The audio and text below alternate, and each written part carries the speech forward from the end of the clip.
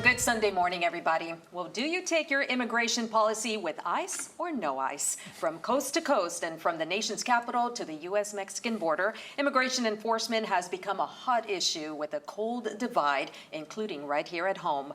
The debate over immigration enforcement continued to escalate this week, gaining a foothold right here in Laredo. This past Tuesday, witnesses reported ICE raids throughout the city, including at a construction site on the Gator Point subdivision in East Laredo. Raids were also rumored to have taken place at local restaurants, though KGNS has not been able to independently confirm those reports. The immigration enforcement raids come amid nationwide protests, including major demonstrations in Los Angeles.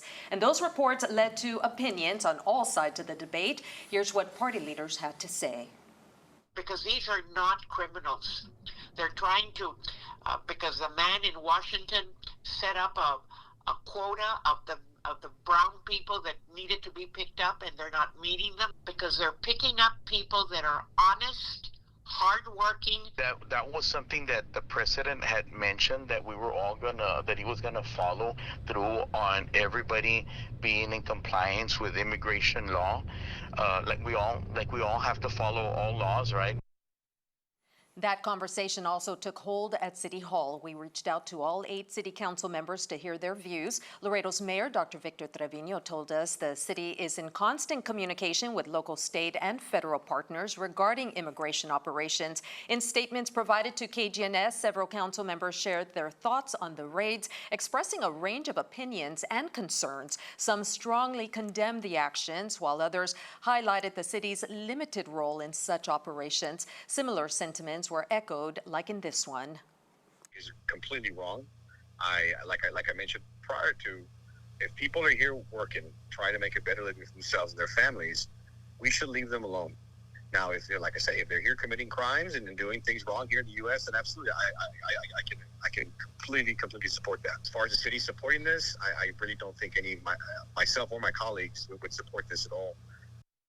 Well, if you'd like to read every council member's statement, you can head on over to our website at kgns.tv, and that is where we begin this morning's discussion. Here with us is a local activist and organizer, Tanya Benavides. Also making up our panel is former City of Laredo Mayor Pete Saenz, and of course, KGNS General Manager Luis Villarreal. Good morning, everyone. Good morning. Thank you so much for joining us. Tanya, welcome. This is your first time on Beyond the Headlines. We appreciate you spending some time with us today. And of course, Mayor Saenz, thank you so much for returning to Beyond the Headlines. I want to start with you, Mayor, because you served as Laredo's mayor for 2 terms. And has anything like this happened? Did it happen when you were in office? What do you think? To some extent, it did. But let me remind the people, elections do have consequences. Last term, we had Biden was our president. And of course, we saw the consequences too, open borders, all these millions of people that migrated without permission, illegally, may say. And then we elected President Trump, and there's consequences as well. And he promised that he would have a mass deportation system, although he did focus and emphasized on criminals.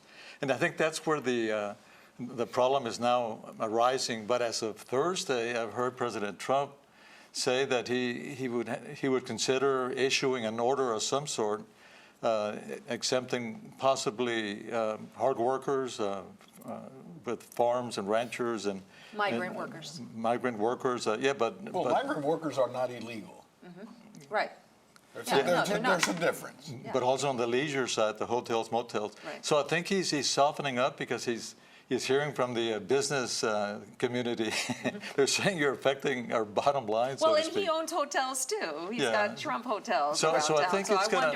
it's going to balance out at the end. I would hope that they would create another category, where it's focused on the bad people, that we have here, and then possibly deal with the rest in some other way through work permits or something differently.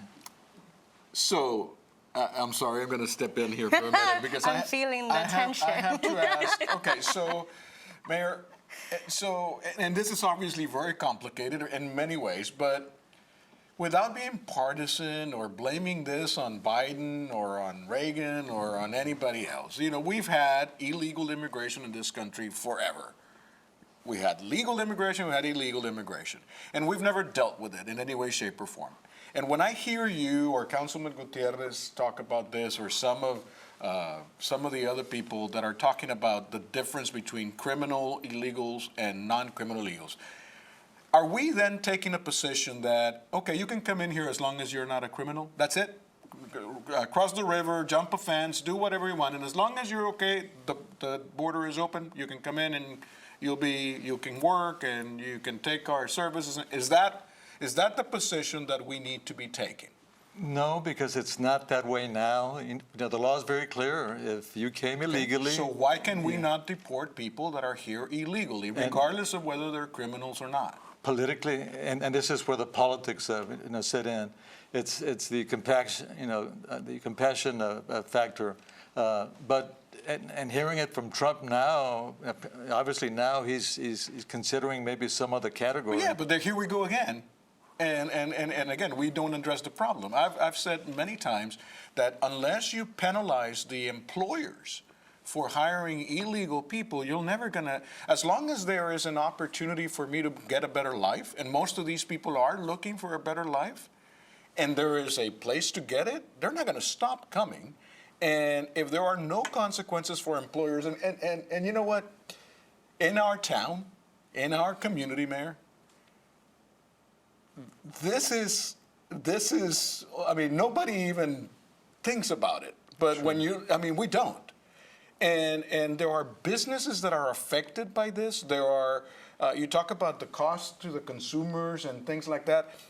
People who unfairly compete with other people because their cost of labor is less because they're hiring.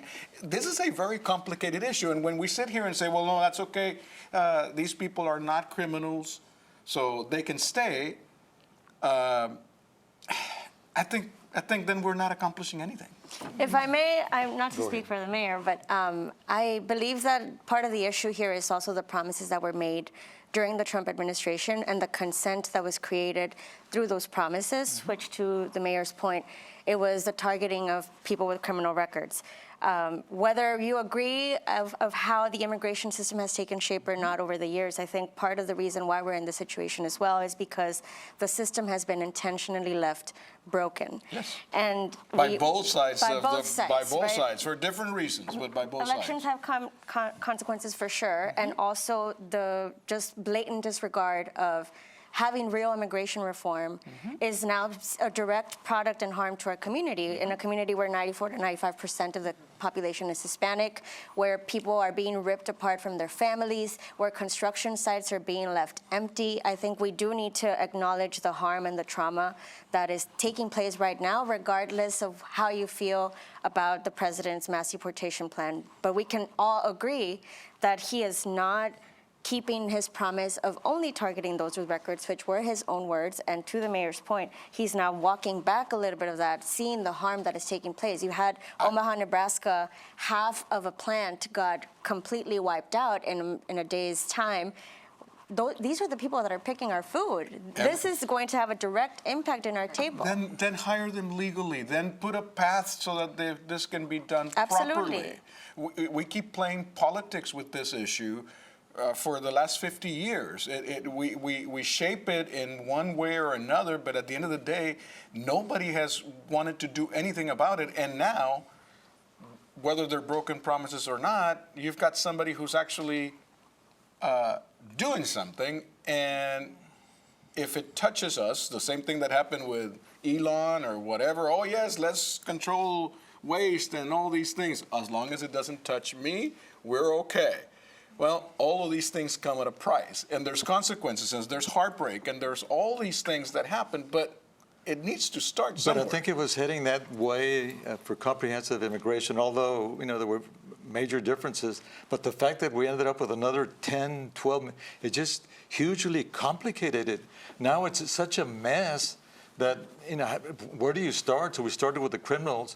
And then, do we have the resources to actually start vetting each one and saying, you're a good guy, you're a bad guy, you're a good guy? I mean, they're going into construction sites. The rumors that they were at several restaurants around town, they're not checking to see if they have criminal records. They're just picking them up. If I may add to it, too, to the president's credit, I think, and Border Patrol, I hear also is that within that bunch, they're targeting 1 or 2 or 3 bad guys, but then you have collateral detainments as well. They end up in a site, and obviously they're not going to say, no, we're not going to take you because you're not So a you criminal. get to a place and you're following a criminal, and then there are 3 other construction workers right with him. What, are you going to vet them all right there, or are you going to pick them up?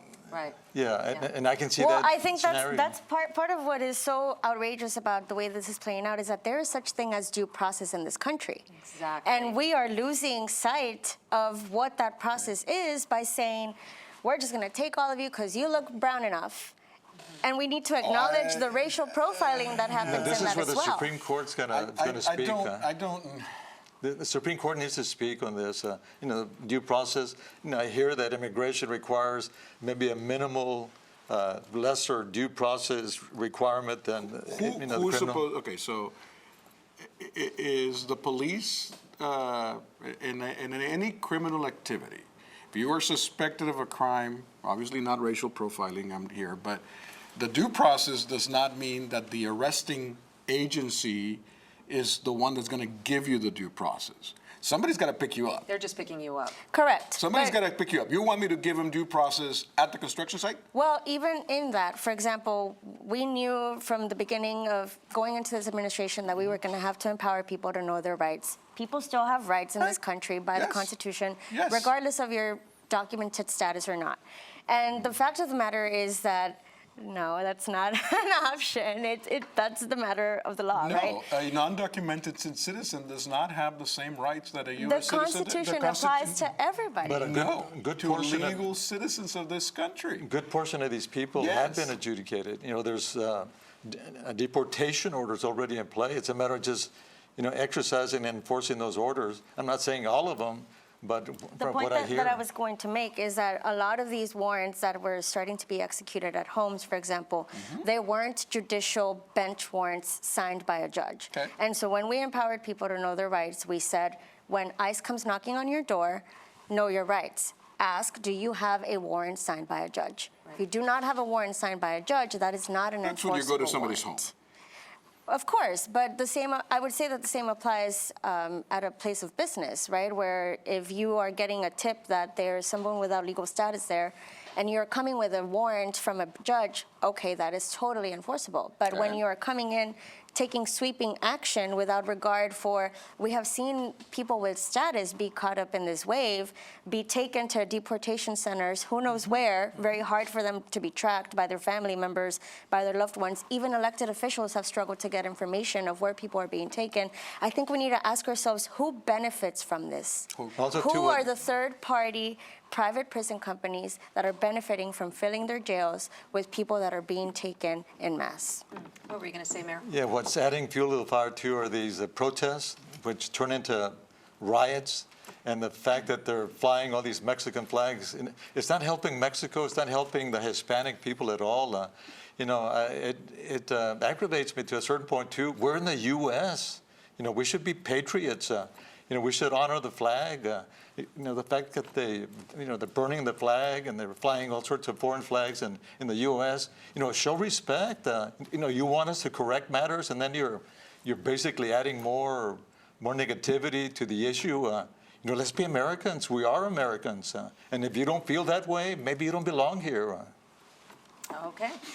Well, we're going to take a quick break. On that note, when we come back, speaking of law enforcement and police and the rights and what they can and cannot do, law enforcement, when we come back, explains their role in immigration enforcement, clarifying what they will do and what they will not do. Stay with us.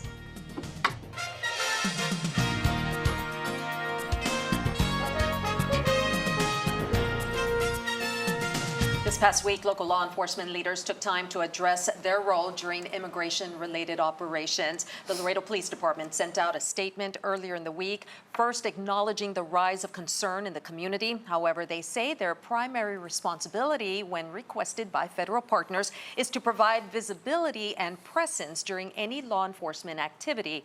The agency went on to say that the department does not engage in civil immigration enforcement, nor do officers proactively inquire about immigration status. Instead, they say their focus remains on local matters that maintain peace and quality of life in Laredo. Lastly, the police department hoped to dispel any idea that a person's immigration status should not stop them from calling for help. And over at the Sheriff's Department, the sheriff explains their relationship with federal partners. We have given them access to a jail population as far as the inmates is concerned. They're looking at people that have criminal records.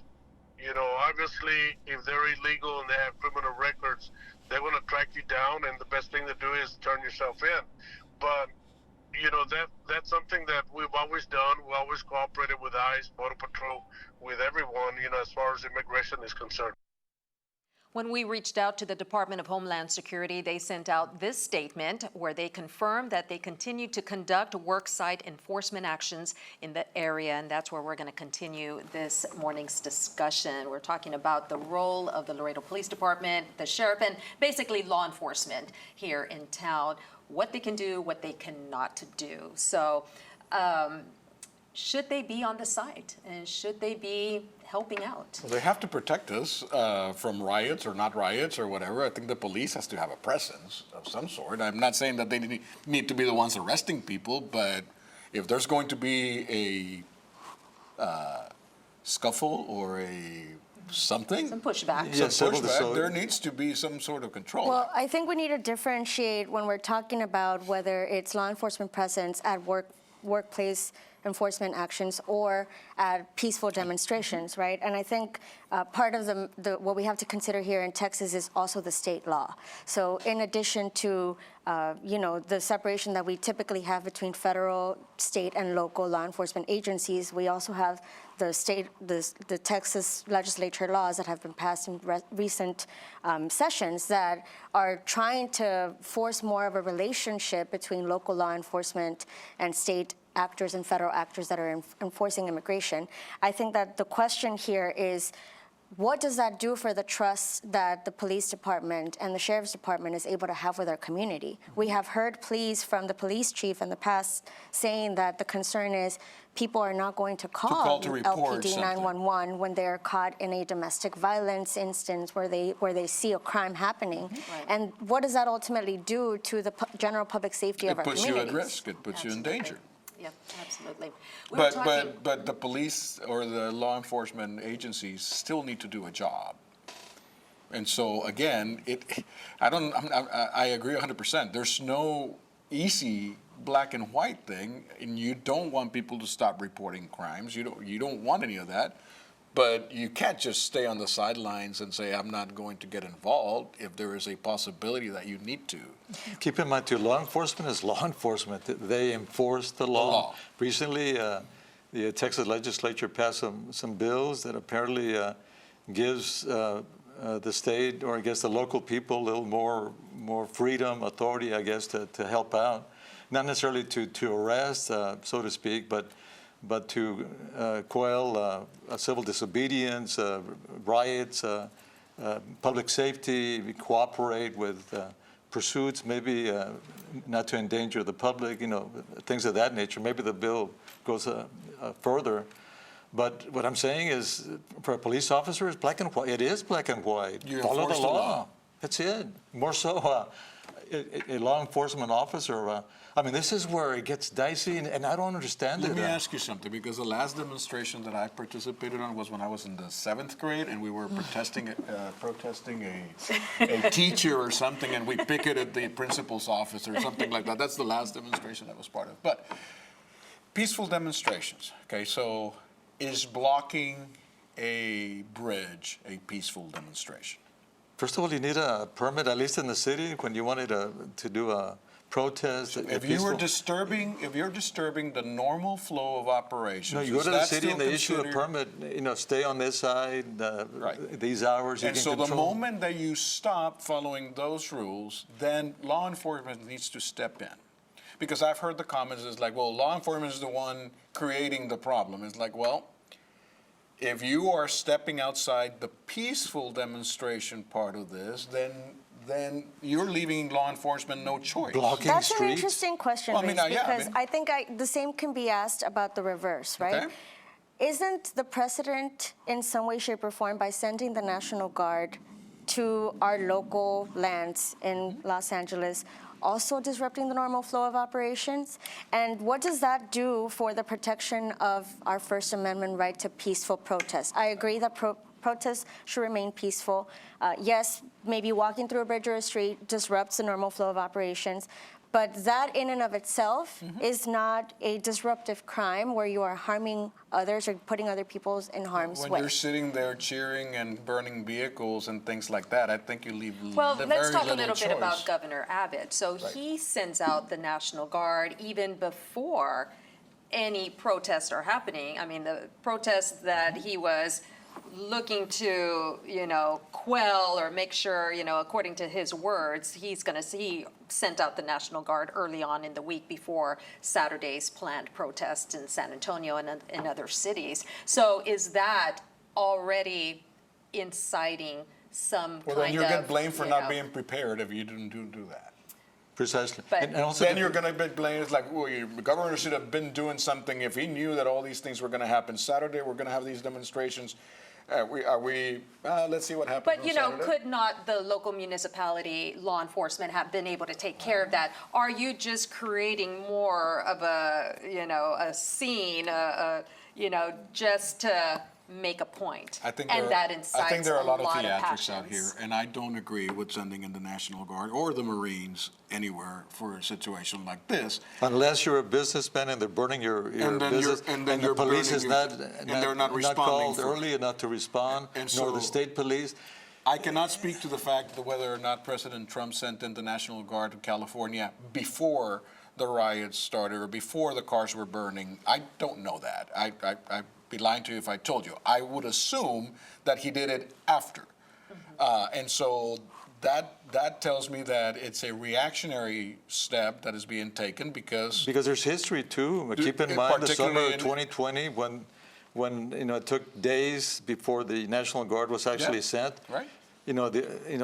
Buildings, looting, all sorts of crime occurred. Well, and then let's they were remember, blaming the federal government that too. Los Angeles was literally on fire not too long ago, and President Trump declined to send the National Guard in then. Who, Los Angeles? And it's quite the opposite. He said, With the- they're complaining They were because he saying sent them about in. with the water? Forest The fires? response with the forest Oh, the fires water was deal? not as swift as the response that's that we're More seeing than it had right ever now. been.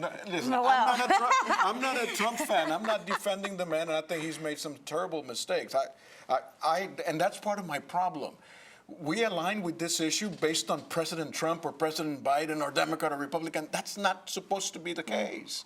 We're supposed to look at it from an objective standpoint where it doesn't matter, where I agree with you, Mayor. You can't have peaceful protests inciting violence by chanting death to the United States, burning American flags, displaying flags from different countries. Even though that's permitted, the U.S. Even is so though we're generous with its rights, Right. First Amendment rights, you can do that. Right, and so But in a peaceful way, if you can call it peaceful. But we get pushed to this thing, and I was telling you earlier, you sit here and you hear these same people that are condemning this stuff. On the next conversation you have with them in private, they're complaining about all these Mexicans that are coming across the border and they don't do this and they don't do that. They need to go back to their place or whatever. You hear them. We hear them in our community. We have an ugly community when it comes to that racial There's a lot of profile. self-hate. There's a lot of self-hate among us of the same color. And to sit back and pretend that, oh no, it's big bad Trump, and because he's white, it's like, yeah, we have plenty of stuff going on around this, but we align with it. We forget all about it But there's an because we element have to that- do it politically. Frankly speaking, there's an element, even though maybe minor at this point, that there's a movement, I think, and it's organized and it's well paid based on what I hear and see, the agitators and the so-called insurrectionists, that those people really don't care about the immigration issue. No. What they want to do is just insurrect, Absolutely. overturn the government. Personally speaking, I think they're socialists or communists, and we have to be mindful of that too, because there's that element We there need too. another 30 minutes, Mr. Mr. Mayor. I know. We sure do. We're going to have to take another break. We're going to take another break. When we come back, it's the one thing our panelists cannot stop thinking about. Stay with us. Welcome back, everybody. Okay, we are just about out of time, so I think collectively our one thing is going to be Happy Father's Father's Day. Day. Father's Day. Absolutely. Y'all, thank you so much for joining us. Mayor Pete, Tanya, thank you so much. And thank you for sticking around with us on this Father's Day. We want everybody to have a fantastic day today and a wonderful week ahead. We'll see you next Sunday.